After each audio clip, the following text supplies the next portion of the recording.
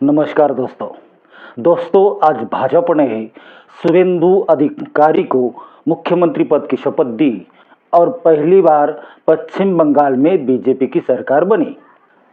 लेकिन क्या आपको पता है कि बीजेपी में जितने भी मुख्यमंत्री हैं उनकी जो राजनीतिक जर्नी या फिर पॉलिटिकल जर्नी शुरू कहाँ से हुई है? क्या आपको इसके बारे में पता है?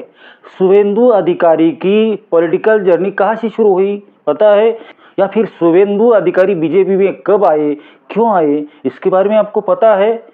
अगर नहीं है तो मैं बताता हूँ।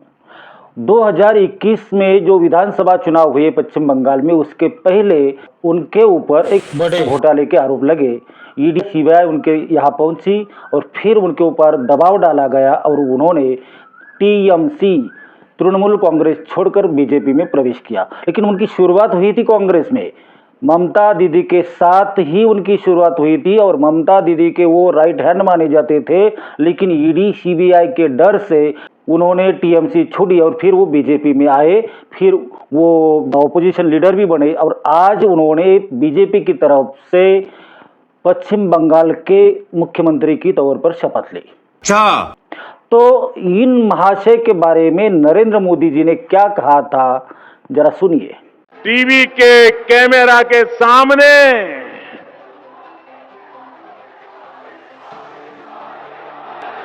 टीवी कैमरा के सामने कितना लाए हो?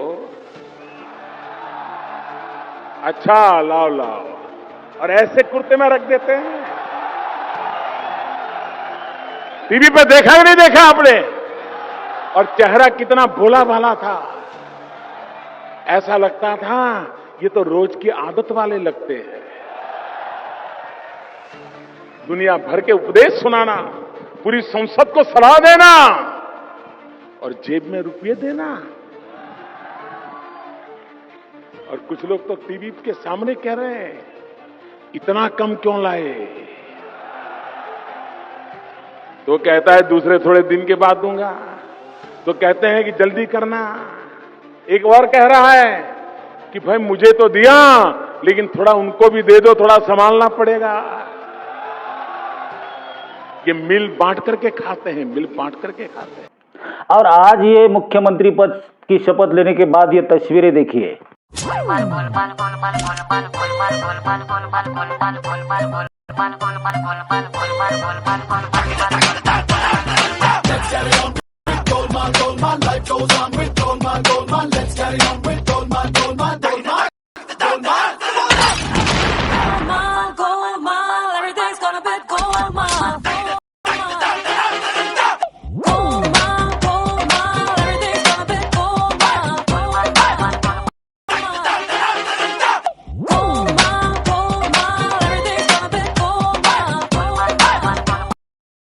तो नरेंद्र मोदी का जो इतिहास रहा है वो यही कहलाता है कि नरेंद्र मोदी जी जब भी उनको लगता है कि किसी को अपने बीजेपी में लेना है, अपने पार्टी में लेना है, तो वो क्या करते हैं, ईडी सीबीआई के माध्यम से उस इंसान के ऊपर, उस लीडर के ऊपर दबाव डालते हैं और उसको मजबूर करते हैं बीजेपी में आने के लिए, और उन्हीं को वो फिर बड़े बड़े पद देते हैं। इस पेशे को भड़वागिरी कहते। अब अगर आपको मैं बताऊं तो आपको आश्चर्य होगा, एन रंगासामी वो भी बीजेपी की तरफ से मुख्यमंत्री बनेंगे पुदुचेरी के, लेकिन वो भी कांग्रेस से आए हैं।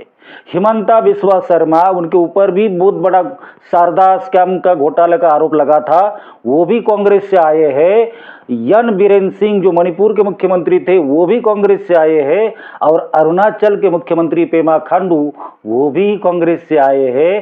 धोती खोल रहा है। तो जब भी उन्होंने टारगेट करके उनके ऊपर पहले करप्शन के बड़े चार्जेस लगाए, ईडी भेजी, सीबीआई भेजी और फिर उनको अपने दल में शामिल कर लिया, और फिर उनके माध्यम से, इन लोगों के माध्यम से उन्होंने अपनी सत्ता पूरे देश में फैला दी है। आज जैसे आपको पता है कि इलेक्शन कमीशन के माध्यम से वो चुनाव दर चुनाव जीत रहे हैं, लेकिन कभी ना कभी तो लोगों में जागरूकता आएगी, लोगों में ये समझ आएगी कि बीजेपी गलत कर रही है। तो जब इनकी उल्टी गिनती शुरू हो जाएगी तो ये सारे लोग वापस बीजेपी छोड़कर अलग अलग पार्टियां बनाएंगे या फिर कांग्रेस में शामिल हो जाएंगे।